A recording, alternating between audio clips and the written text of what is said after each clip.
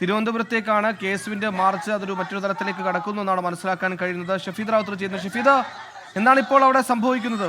എങ്ങോട്ടാണ് ഈ പോക്ക്?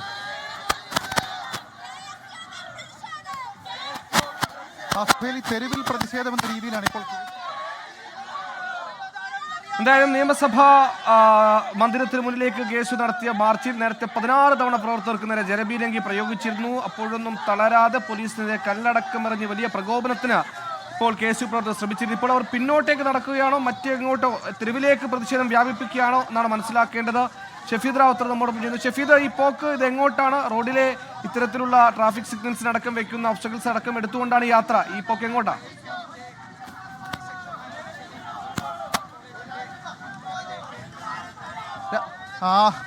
സുഹേൽ, ഇത് വ്യാപകമായ പ്രതിഷേധത്തിലേക്കും തെരുവിലെ പ്രതിഷേധത്തിലേക്കും കാര്യങ്ങൾ പോവുകയാണ്. അതായത് നിയമസഭയ്ക്ക് മുൻപിൽ നിന്നും പാളയം ആ ഭാഗവും കടന്ന് പാളയത്ത് നിന്ന് സെക്രട്ടേറിയറ്റിലേക്കുള്ള ഇവരുടെ യാത്രയാണ്. പോലീസിന്റെ താൽക്കാലിക ബാരിക്കേഡ് അടക്കം അവർ തകർത്തു. അതിനുശേഷം അതും പിടിച്ചുകൊണ്ടാണ്, അതും എടുത്തുകൊണ്ടാണ് അവർ ഇപ്പോൾ ഈ സെക്രട്ടേറിയറ്റ് ഭാഗത്തേക്ക് പോകുന്നത്. ഇപ്പോൾ കടന്നു പോകുന്നത് യൂണിവേഴ്സിറ്റി കോളേജിന്റെ ഭാഗത്തു കൂടെയാണ്.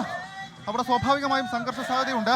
യൂണിവേഴ്സിറ്റിക്ക് അരികിലൊക്കെ സ്ഥാപിച്ചിരുന്ന ഫ്ലെക്സ് ബോർഡുകൾ അതവർ തകർക്കുന്നുണ്ട്. ഒരുപക്ഷെ അത് സംഘർഷ സമാനമായ സാഹചര്യങ്ങളിലേക്ക് കാര്യങ്ങൾ പോകാം. വർഷങ്ങൾക്ക് മുൻപും ഈ ചില പ്രതിപക്ഷ പ്രതിഷേധം യൂണിവേഴ്സിറ്റി ഭാഗത്തൂടെ പോകുമ്പോൾ ഈ ഫ്ലെക്സ് ഒക്കെ തകർക്കുമ്പോൾ ഒരു പ്രതിരോധം യൂണിവേഴ്സിറ്റിക്കകത്ത് നിന്ന് SFI തീർക്കാറുണ്ട്. ആ രീതിയിൽ ഇപ്പോൾ ആ രീതിയിൽ കാര്യങ്ങൾ പോവുകയാണ്. ഒരുപക്ഷെ അത് വലിയ പ്രതിഷേധത്തിലേക്കും വലിയ രീതിയിലേക്കും കാര്യങ്ങൾ പോകും. ഇപ്പോൾ ഈ വനിതാ KSU പ്രവർത്തകരടക്കം ഈ താൽക്കാലികമായിട്ടുള്ള ബാരിക്കേഡ് അതടക്കം തകർത്ത് അതെടുത്തുകൊണ്ടാണ് പോലീസിനെതിരെ തെരുവിൽ പ്രതിഷേധിക്കുന്നത്. ഒരുപക്ഷെ അത് കൈവിട്ടു പോകാം. പാളയത്ത് നിന്ന് സെക്രട്ടേറിയറ്റിലേക്ക് വഴിനീളെയുള്ള ഫ്ലെക്സുകളടക്കം അവർ പൊളിച്ചിരുന്നു. പോലീസ് ഈ ഭാഗത്തെ ഗതാഗതം നേരത്തെ തന്നെ തടഞ്ഞിട്ടതാണ്. പക്ഷേ KSU പ്രവർത്തകർ അവരുടെ റോഡിൽ കൂടി ഇത്തരം കാര്യങ്ങളൊക്കെ അതൊക്കെ എടുത്തുകൊണ്ടാണ് അവരുടെ ഈ പ്രകടനം ഇപ്പോൾ അങ്ങോട്ടേക്ക് പോകുന്നത്. ഈ ഭാഗത്തേക്ക് ഈ വഴിനീളെയുള്ള മുഴുവൻ ഫ്ലെക്സുകളും അവർ തകർത്തിട്ടുണ്ട്. സർക്കാരിന്റെ ഫ്ലെക്സുകൾ തകർത്തിട്ടുണ്ട്.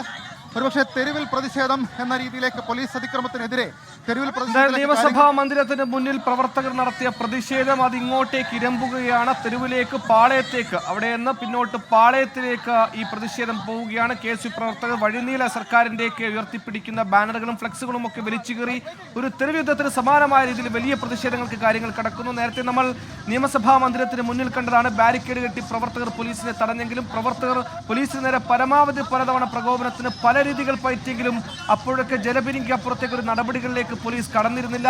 അവിടെ തുടർന്നും പ്രകോപനം സൃഷ്ടിച്ചിട്ട് കാര്യമില്ല എന്ന് കണക്കിന് അവർ തിരികെ പാളയത്തേക്ക് പോവുകയാണ്. അപ്പോൾ ആ സമയത്ത് പ്രതിഷേധിച്ച വിദ്യാർത്ഥികൾ അത്രയും, പ്രവർത്തകർ അത്രയും ഇപ്പോൾ തിരികെ പാളയത്തേക്ക്, തെരുവിലേക്ക് പ്രതിഷേധം മാറ്റുകയാണ്. അവരുടെ ഈ പ്രതിഷേധത്തിന്റെ സ്വഭാവവും മാറ്റുകയാണ്. അങ്ങനെ പിന്നോട്ട് യൂണിവേഴ്സിറ്റി കോളേജും പിന്നിട്ടുകൊണ്ട് പാളയത്തേക്ക് പ്രവർത്തകർ പ്രതിഷേധമായി വരികയാണ്. നേരത്തെ അവരെ തടയാൻ ഉപയോഗിച്ച ചില താൽക്കാലിക ബാരിക്കേഡുകളടക്കം കയ്യിൽ പിടിച്ചുകൊണ്ടാണ് പ്രതിഷേധക്കാർ ഇപ്പോൾ പ്രതിഷേധിക്കുന്നത്. വഴിനീളെ സർക്കാരിന്റെയും ഒപ്പം ഇത്തരത്തിൽ മുഖ്യമന്ത്രിയും അടക്കം ചിത്രം ആലേഖനം ചെയ്ത ഫ്ലെക്സുകളടക്കം കീറി മറ്റൊരു രീതിയിലേക്ക് പ്രതിഷേധം കൊണ്ടുപോവുകയാണ് KSU പ്രവർത്തകർ. ഷഫീദ്, നിയമസഭാ മന്ദിരത്തിന് മുന്നിൽ പരമാവധി പ്രകോപനത്തിന് ശ്രമിച്ചു. പക്ഷേ സംയമനം, അതിന്റെ ആഴത്തിൽ, അതിന്റെ അങ്ങേയറ്റത്തെ സംയമനത്തിൽ പോലീസ് നിന്നു. ജലപീരങ്കി അപ്പുറത്ത് കാര്യങ്ങൾ കടന്നില്ല. അവിടെ നിന്ന് ഇങ്ങോട്ട് തെരുവിലേക്ക്, പ്രധാന നഗരത്തിലേക്ക്, പാളയത്തിലേക്ക് പ്രതിഷേധം വ്യാപിപ്പിക്കുകയാണോ KSU പ്രവർത്തകർ? ലോകത്തെവിടെയായാലും ഏത് സമയത്തും 24 വാർത്തകളും ഓഗ്മെന്റഡ് റിയാലിറ്റി പാക്കേജുകളും എക്സ്പ്ലെയിനറുകളും വിശദമായി കാണാൻ ഞങ്ങളുടെ YouTube ചാനൽ നിങ്ങൾക്ക് സബ്സ്ക്രൈബ് ചെയ്യാം.